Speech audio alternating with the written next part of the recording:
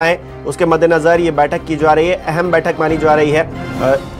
और शब्बीर हमारे सहयोगी इस वक्त हमारे साथ जुड़ गए हैं। शब्बीर, बैठक में अभी तक क्या जानकारी निकलकर सामने आ पाई है और जो कौन कौन नेता इस बैठक में मौजूद हुए हैं अभी तक? देखिए, बैठक की बात की जाए तो काफी बड़ी बैठक है बीजेपी की और उसकी वजह यह है कि 29 लोकसभा को लेकर यह बैठक बुलाई गई है और बैठक के अंदर जो पोस्टर लगाया गया है ये देखने वाली बात है कि लोकसभा योजना पे जो मंच बनाया गया उसके पीछे जो पोस्टर लगाया गया उसके ऊपर लिखा हुआ लोकसभा योजना, यानी इससे साफ पता चलता हुआ नजर आ रहा है कि लोकसभा को लेकर पूरी रणनीति बीजेपी के अंदर इस वक्त बनती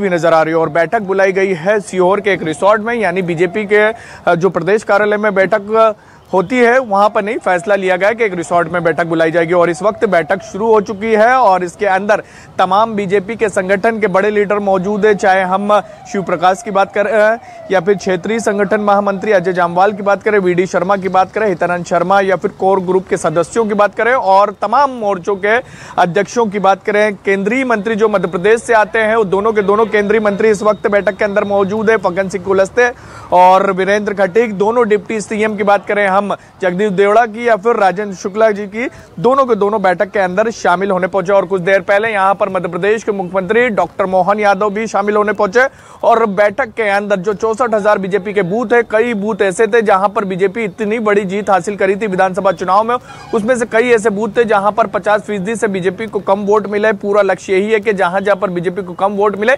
वहां पर ज्यादा वोट हासिल किए जाए। और कई ऐसी लोकसभा सीटें हैं जो विधानसभा हिसाब से बात करेंगे तो 2023 के रिजल्ट के हिसाब से 7 से 8 ऐसी सीटें हैं जहां पर बीजेपी हारती हुई नजर आ रही है या फिर उसको कम वोट मिले हैं कांग्रेस के, या बराबर का मुकाबला है। तो उन सीटों पर विशेष तौर पर फोकस रखा गया कि यहां के जो 2023 के परिणाम थे वो 2024 लोकसभा में रिटर्न ना हो जाए। इन सब तमाम चीजों को लेकर बैठक में रणनीति बनाई जाएगी, मंथन किया जाएगा। और इसके साथ साथ हम सबको पता है कि कई जो लोकसभा के